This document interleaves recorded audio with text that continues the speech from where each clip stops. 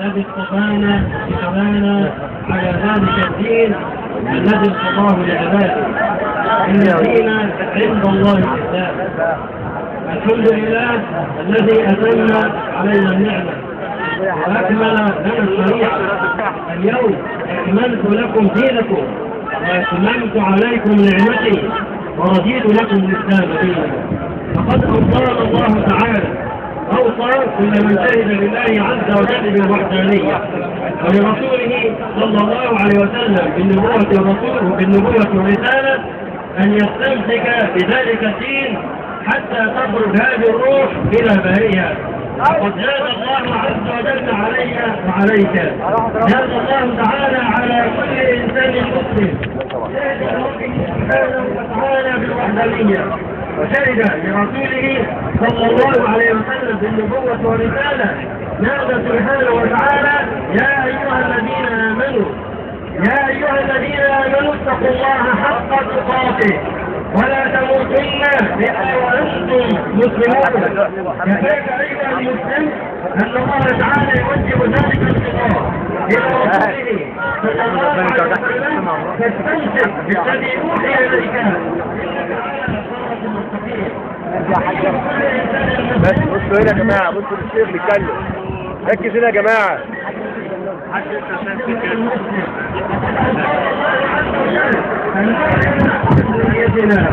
الله تعالى أوصاك أيها المسلم أن تعلن عن هويتك. أنت مصري، أنت مسلم، أنت مسلم،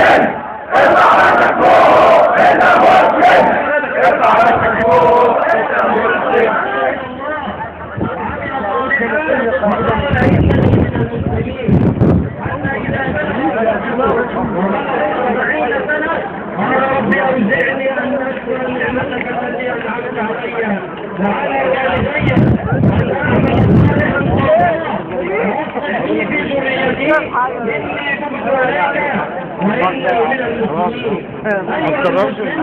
لا بد أن تعلم أن الله تعالى ما أنزل هذا الكتاب إلا لكي يحكم ولكي يسود.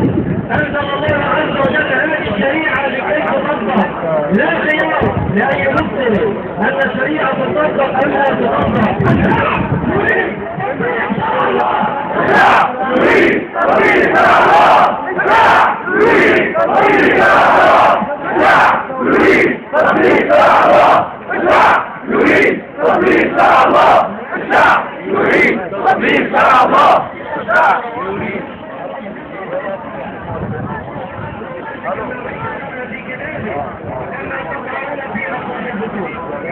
انت روحت ولا ايه؟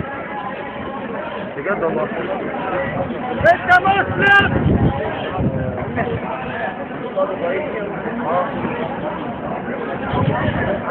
ولا انت مسلم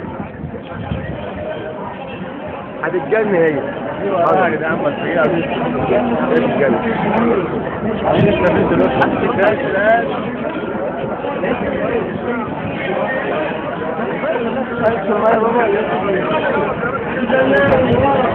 فاتبعوه واتقوا لعلكم ترحمون.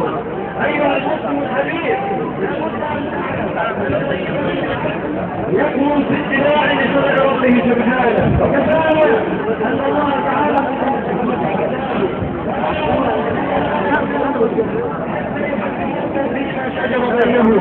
ثم لا يجب في أنفسهم يؤمن عليه ويسلم تسليما. ولا كان لمؤمن ولا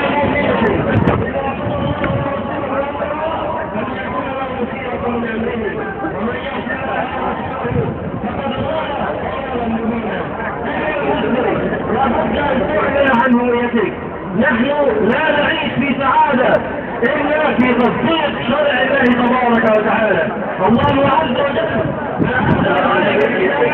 إلا لكي يحكم ولكي يسود. الله تعالى أنزل هذه الشريعة لكي تحكم ولكي تسود، ثم جعلناك على شريعة من الأمر فاتبعها ولا تتبع أهواء الذين لا يعلمون.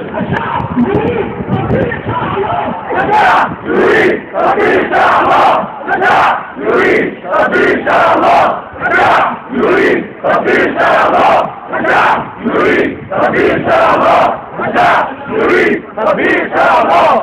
الأعداء عملوا لسنوات طويلة حتى وضعوا هذه الحواجز النفسية بيننا وبين إسلامنا، حتى ظننا أن الإسلام هو عبارة عن مجموعة من الشعائر التعبدية، عبارة عن بعد من القيم الأخلاقية، وأن الشريعة وكأنها لا مكان لها للحياة، وكأنها خصم للحياة.